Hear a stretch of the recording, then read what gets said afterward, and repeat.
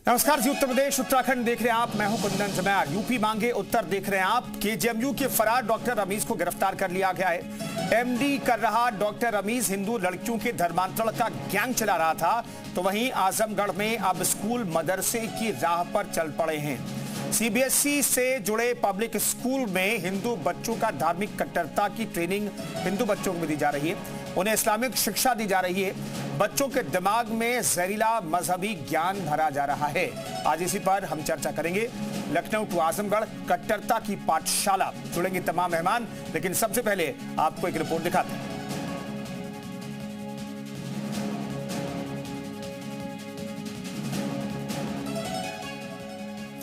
तो ये दो तस्वीरें आपको दिखा रहे हैं। देखिए, स्कूल की बात करें तो यहां पर 5 साल के बच्चों को आजमगढ़ में इस्लामिक शिक्षा दी जा रही है और हिंदू बच्चे में इसमें शामिल हैं। फिलहाल ये जानकारी मिल रही है। लखनऊ में जो केजीएमयू का डॉक्टर है उसे गिरफ्तार कर लिया गया है, जो यौन शोषण का धर्मांतरण का आरोपी है। उसे आखिरकार पुलिस ने धर दबोचा। लखनऊ से ही इसकी गिरफ्तारी हुई है। लखनऊ टू आजमगढ़ कट्टरता की पाठशाला जो चल रही है, चाहे वो नर्सरी आपकी क्लासेस की बात हो या फिर एमबीबीएस कोर्स की बात हो, इन जगहों पर कट्टरता की पाठशाला क्यों चलती है, ये अपने आप में बेहद महत्वपूर्ण सवाल है। इस पर चर्चा आज करेंगे। तमाम मेहमान हमारे से जुड़ेंगे। लखनऊ में केजीएमयू का जो फरार डॉक्टर था उसे गिरफ्तार कर लिया गया है।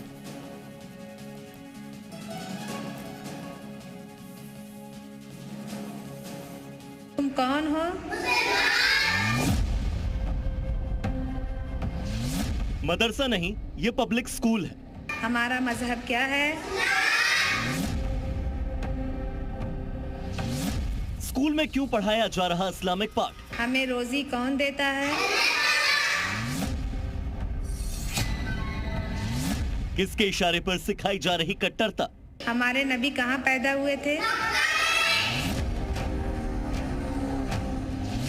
किसने लिखी है मजहबी तालीम की साजिश? हमारे नबी सल्लल्लाहु अलैहि वसल्लम के वालिद का नाम, हमारे नबी सल्लल्लाहु अलैहि वसल्लम के दादा का नाम, हमारे नबी कहाँ पैदा हुए थे और उनकी वफात कहाँ हुई थी।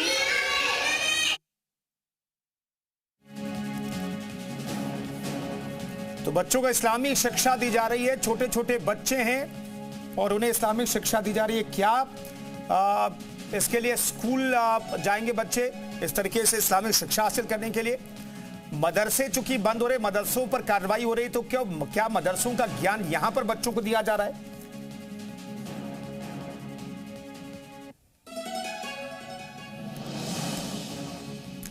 तो तमाम मेहमान भी हमारे साथ जुड़ रहे हैं, उनसे हम बातचीत करेंगे। प्रशांत उमराव जी प्रवक्ता बीजेपी के मौजूद हैं। डॉक्टर के सिंह भी प्रवक्ता हमारे साथ मौजूद हैं। केजीएमयू के इस मामले पर भी हम जांच पड़ताल करेंगे, बातचीत करेंगे, क्योंकि डॉक्टर की गिरफ्तारी हो गई है। प्रशांत उमराव साहब, ये दोनों खबरों पर आपका पहला रिएक्शन, क्योंकि अब आरोपी डॉक्टर रमीज गिरफ्तार कर लिया गया है, लेकिन आजमगढ़ की जो एक तस्वीर हमने दिखाई स्कूल की, वहां पर बच्चों को इस्लामिक शिक्षा दी जा रही है, इस पर क्या कहेंगे आप?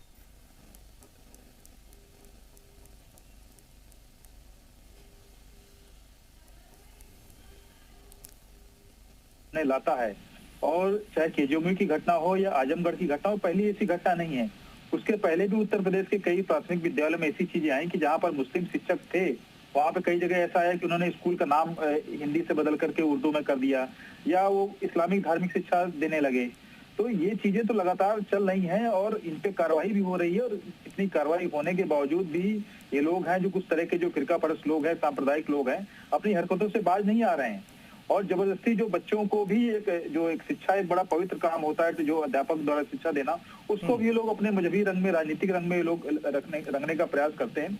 और चूंकि प्रशासन के संज्ञान में मीडिया के माध्यम से चीजें बात आई है, तो निश्चित तौर पर कार्रवाई होगी। और केजीएमयू का भी आपने बताया अभी कि जो आरोपी जो जिहादी डॉक्टर गिरफ्तार हो गया है, उसके पहले उसके अब्बू और अम्मी को भी गिरफ्तार किया गया था। उसका अब्बू भी पहले जो है जाकिर नायक से जुड़ा हुआ था, उसने एक हिंदू महिला से भी जबरदस्ती निकाह किया था, उसको धर्मांतरण करके।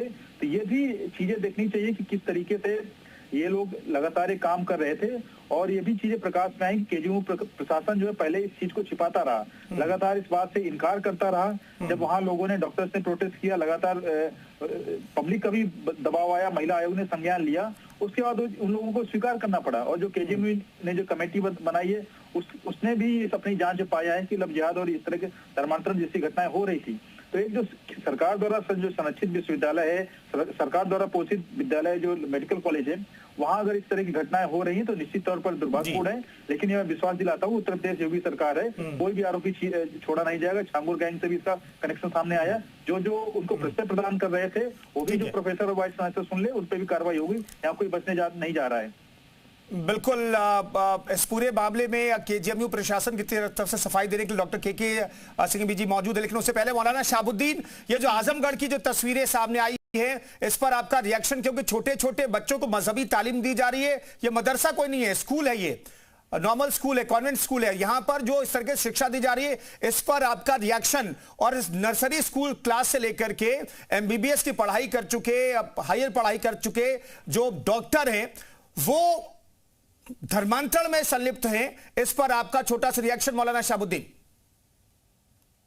देखिए, धर्मांतरण जोर जबरदस्ती करके या लालच दे करके नहीं कराया जा सकता, और ये जुर्म है। जबरदस्ती कराना, प्रेशर डालना और लालच देना, चाहे किसी तरीके से लालच हो, ये दोनों तरीके से जो है वो यानी शरन भी दुरुस्त नहीं है, इस्लामी नुक्ते नजर से भी और संवैधानिक तौर पर भी ये जुर्म है।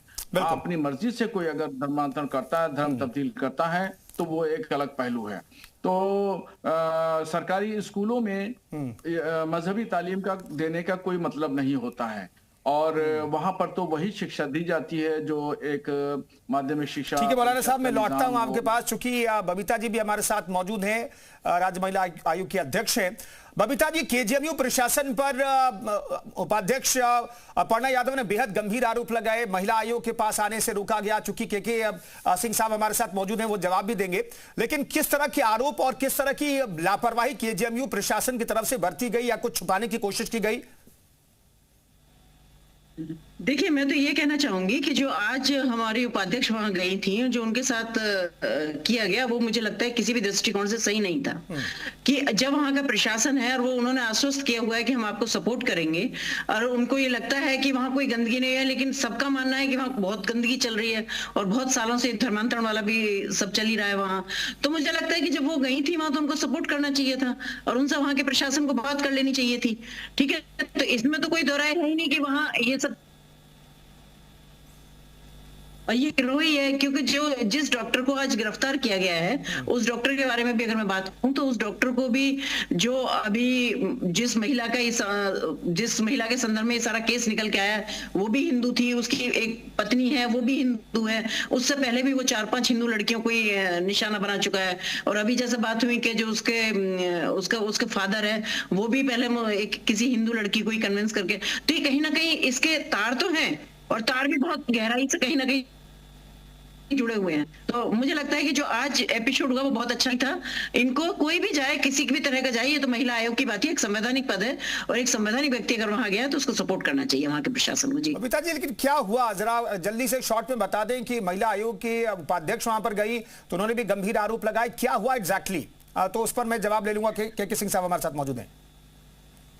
देखिए, क्योंकि उनकी और हमारी बात होती रहती है, आज उनको इसलिए जाना था वहां कि उनको ये पता करना था कि इसमें ये क्या चल रहा है सारा, कि हमें थोड़ी सी जानकारी दें वो। लेकिन क्योंकि वहां से कोई हमारे पास इनकी रिपोर्टिंग नहीं थी, आई थी हालांकि हमारे पास एक आध रिपोर्ट उनकी, लेकिन उससे संतुष्ट नहीं थे हम। तो उन्होंने कहा कि मैं जाके देखती हूँ कि वहां क्या है। तो मैंने कहा ठीक है भाई, तुम जाके बात कर लो। तो वो वहां जाके बात की, तो एक वहां के प्रशासन को बात कर लेनी चाहिए थी, लेकिन वो बात नहीं की उन्होंने, तो फिर नहीं की। और ये तो एक बड़ी एक इंसल्टिंग भी है ना कि कोई जा रहा है मिलने, ऐसा तो नहीं था कि कोई ऐसी गली कुछ से कोई उठ के चला गया था। जब एक आपके पास इतनी एक बड़े ओहदे पे एक कहना चाहिए कि महिला आयोग की माननीय उपाध्यक्ष आपके वहां गई हैं, तो उनको गेट बंद कर लिया और जबरदस्ती वहां उल्टी सीधी हरकतें हो रही हैं, तो ये तो सब सही नहीं है। कि आप जैसा मैंने देखा कि वहां जबरदस्ती एक सीन क्रिएट किया गया कि नहीं मिलने देना है या गेट बंद कर लेना है, या अरे भाई प्रशासन है, सबसे मिलेगा। और वो भी एक माननीय उपाध्यक्ष वहां गई हैं, तो बात तो करनी पड़ेगी, तो उनको बात कर लेनी चाहिए थी। इसमें तो कोई ऐसी बात नहीं थी। साहब, बात क्यों नहीं की केजीएमयू प्रशासन ने? चूंकि आप जवाब दे सकते हैं, अपर्णा यादव वहां पर गई तो कुछ जानकारी चाहिए थी उन्हें, महिला आयोग की उपाध्यक्ष हैं, ये भी और गंभीर आरोप वो ये लगा रहे हैं कि इस मामले को छुपाने की, दबाने की कोशिश की गई और महिला आयोग पर जाने से रोका भी गया। और उन्होंने आरोप ये भी लगाया कि कुछ जो कॉन्ट्रैक्ट पर कर्मचारी हैं उन्हें बयान बदलने का भी उन पर दबाव बनाया गया। सिंह साहब,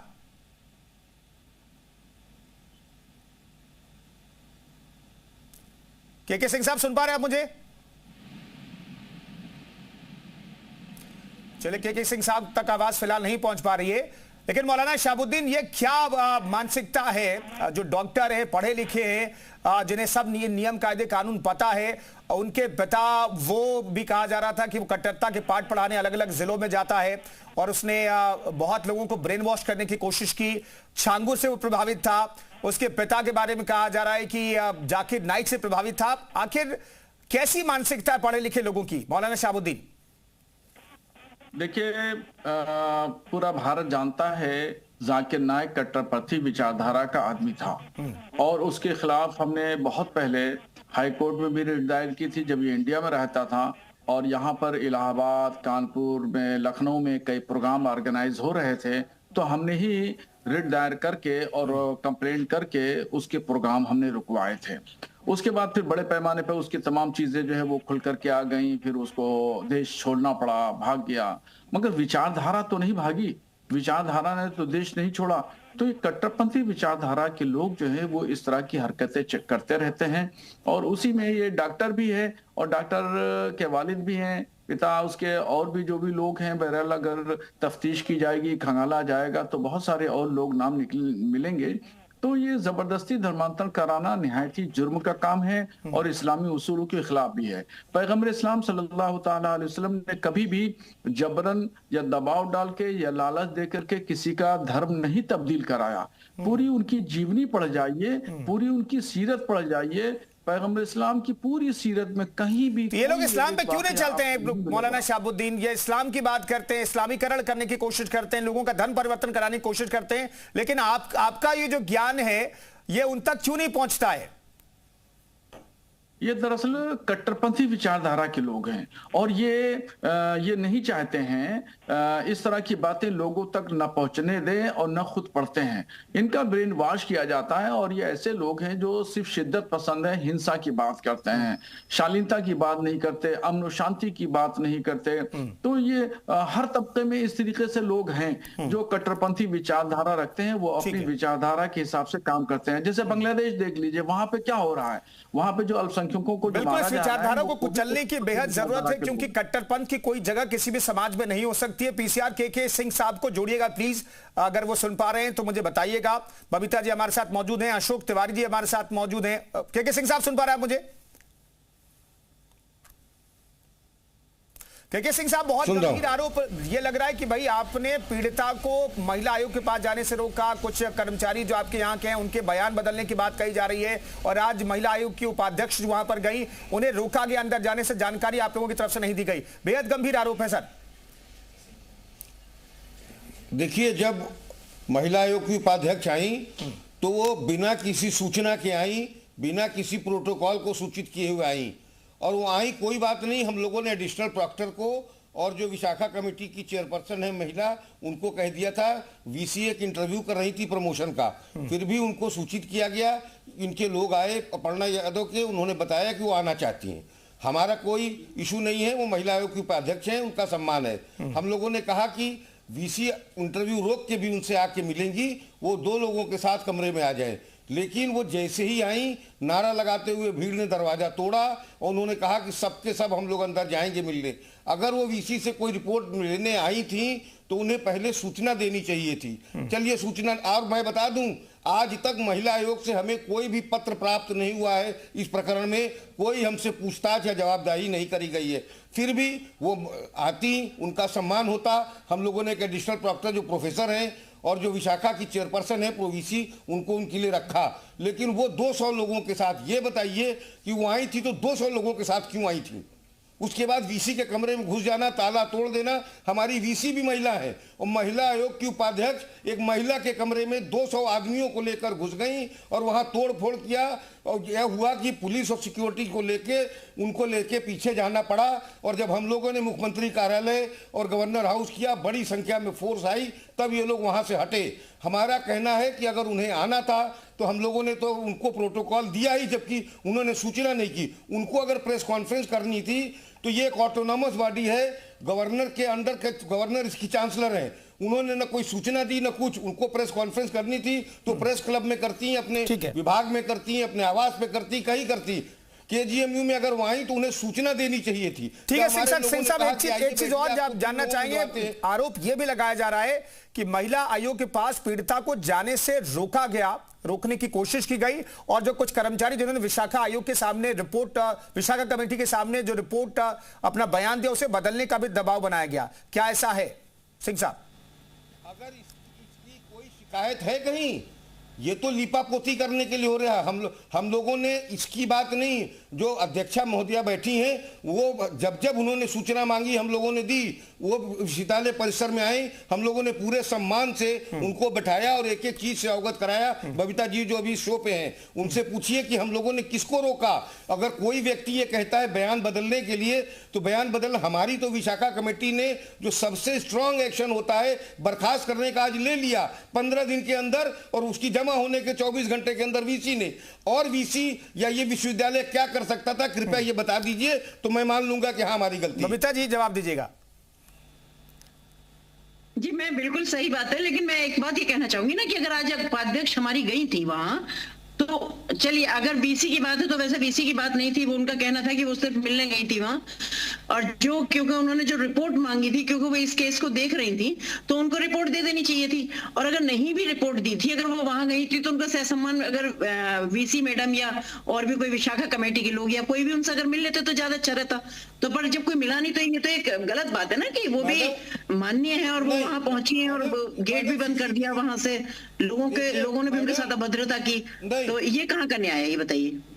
बिल्कुल नहीं जी मैडम, ये सीसीटीवी वहां टंगा लगा है और ये दिख जाएगा कि कब वो पहुंची और कब अंदर तोड़ के घुसी दरवाजा।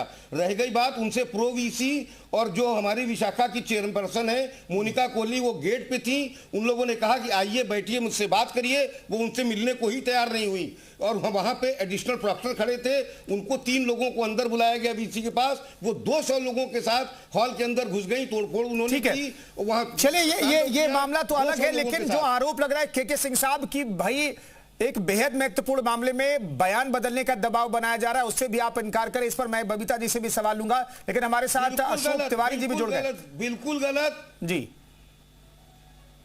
सिंह साहब मैं लौट रहा हूं। अशोक तिवारी जी हमारे साथ मौजूद है, समाजवादी पार्टी प्रवक्ता। अशोक तिवारी साहब, आजमगढ़ में भी छोटे छोटे बच्चों को इस्लामी तालीम दी जा रही है, जो कि सही नहीं है। इस पर आपका रिएक्शन?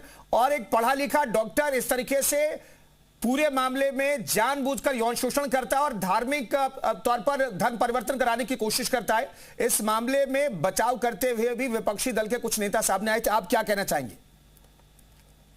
देखिए, मेरा तो स्पष्ट रूप से मानना है और समाजवादी पार्टी का भी यही स्टैंड हमेशा रहता है, जो भी गलत करता है उसे सजा मिलनी चाहिए और ऐसे कार्रवाइयों को रोकना चाहिए। जहां कहीं अगर गलत तालीम दी जाती है तो वो भी गलत है, उसकी जांच करें। अगर सत्यता पाई जाती है, सच्चाई पाई जाती है, तो उस पर कार्रवाई होनी चाहिए। और जहां तक सवाल है यौन शोषण का, ऐसी नहीं है, इस पर तो कोई भी किसी भी तरह का जो है समझौता नहीं होना चाहिए और इस पर कार्रवाई होनी चाहिए। जी, और क्या जानना चाहते हैं? कट्टरता की पाठशाला चल रही है आजमगढ़ से लेकर के लखनऊ तक, एक मेडिकल संस्थान में भी, इस पर समाजवादी पार्टी क्या सोचती है? आखिर कैसे ये पाठशाला बंद होगी पूरी तरीके से और इसके खिलाफ क्या होना चाहिए?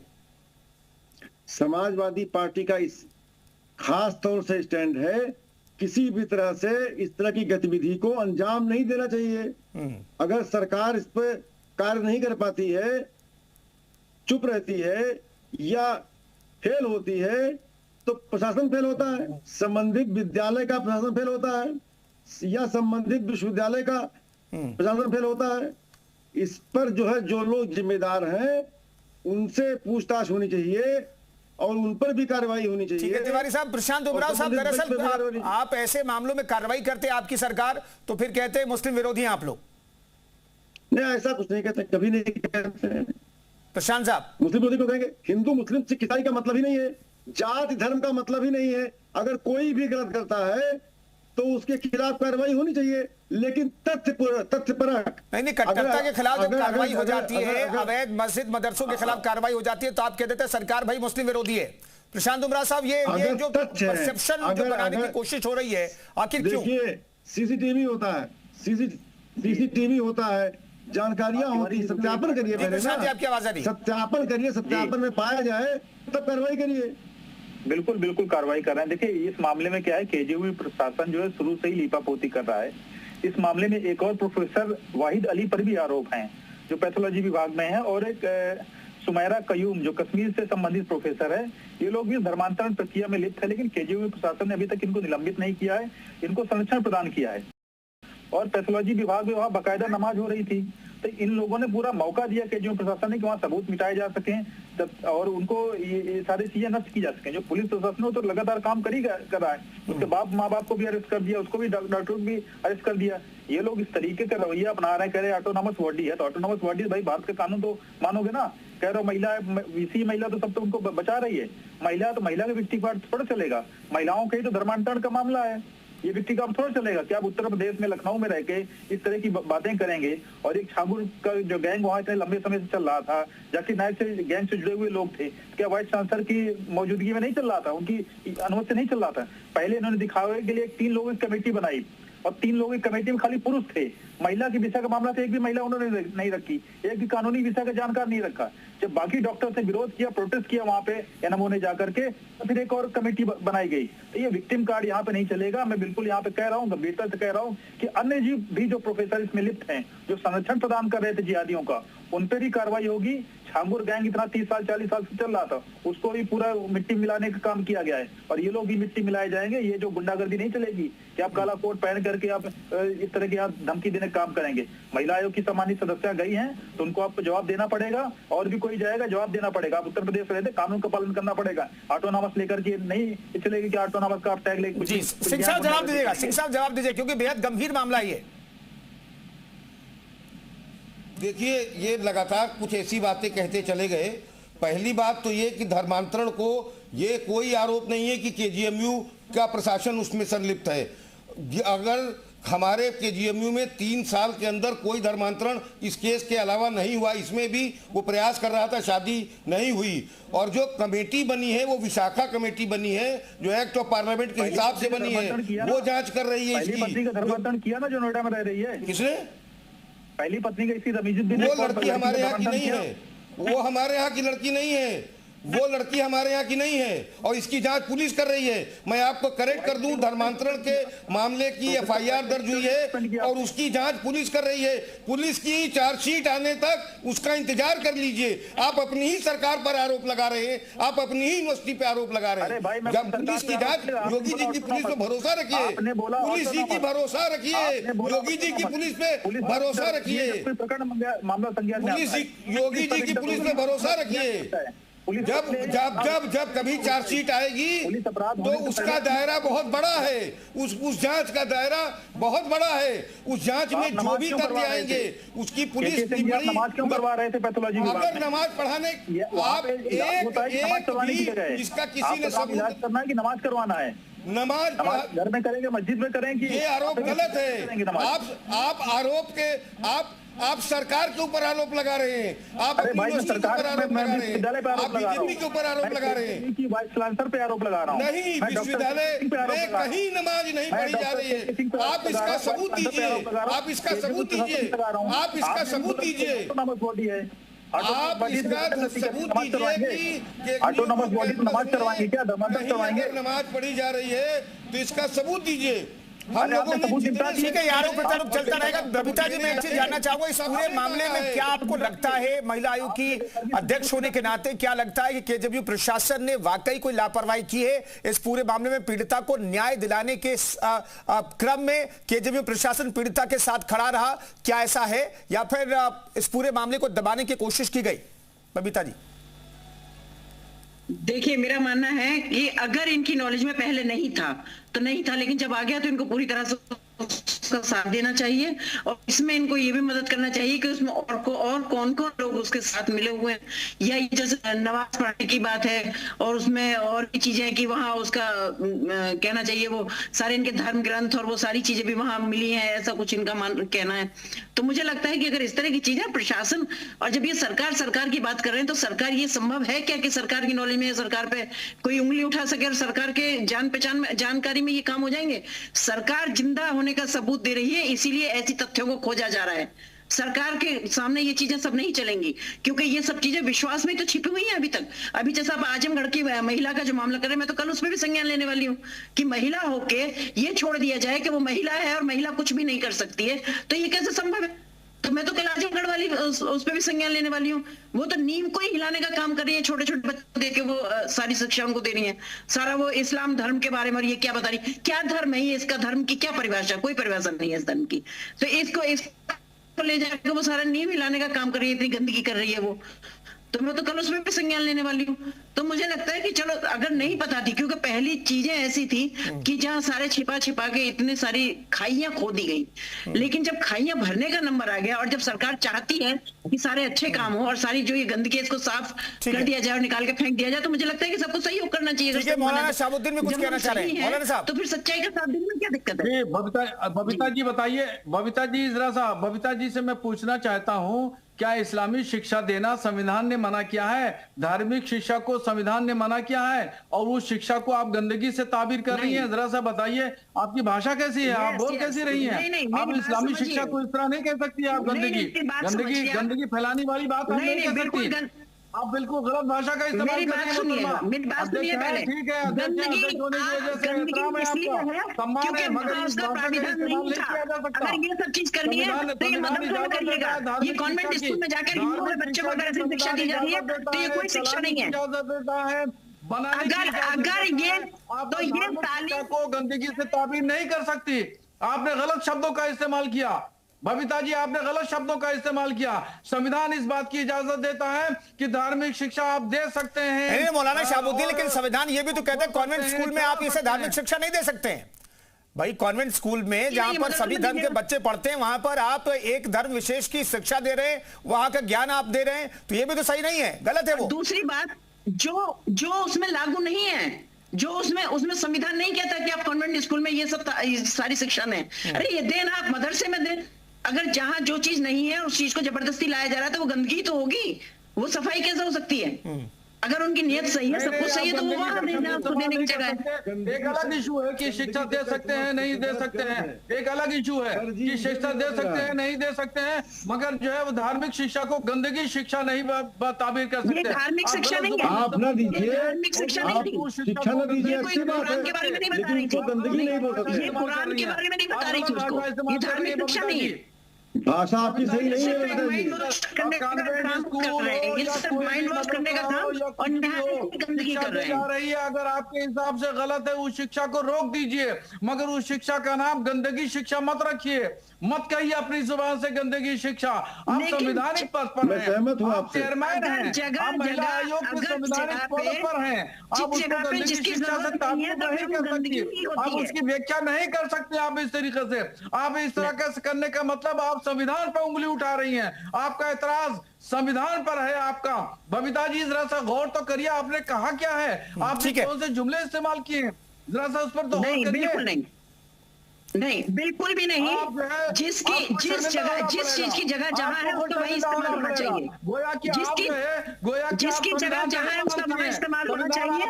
अगर कहीं भी दूसरी जगह इस्तेमाल करेंगे तो वो सिवाय गंदगी के कुछ और नहीं होता। लिखा गया है आर्टिकल 25 में साफ साफ कहा गया है कि अल्पसंख्यक अपनी शिक्षा चला सकते हैं, बना सकते हैं। नहीं मौलाना शहाबुद्दीन, तो आप अल्पसंख्यकों को शिक्षा देंगे ना, लेकिन वो उसके लिए मदरसे हैं। मदरसे की जगह कॉन्वेंट स्कूल में अगर आप शिक्षा देंगे, धार्मिक शिक्षा देंगे तो गलत है। के सिंह साहब कुछ कहना चाह रहे? के सिंह साहब, कुल मिलाकर के केजीएमयू जैसे एक प्रतिष्ठित संस्थान में ये जो विवाद जुड़ा, क्या उस दाग को आप लोग धो पाएंगे? सिंह साहब आप ये बताइए कि आप कोई शिक्षा पसंद सिंह साहब कहिए, सिंह साहब मौलाना साहबुद्दीन, आप थोड़ा धैर्य रखिए। अब शिक्षा को देखिए 22 दिसंबर को उस पीड़िता ने कंप्लेंट की। 9 दिसंबर को, जनवरी को हम लोगों ने उसको विश्वविद्यालय से निष्कासित कर दिया। जो हमारे हाथ में सबसे बड़ी सजा थी 15 दिन के अंदर कर दिया।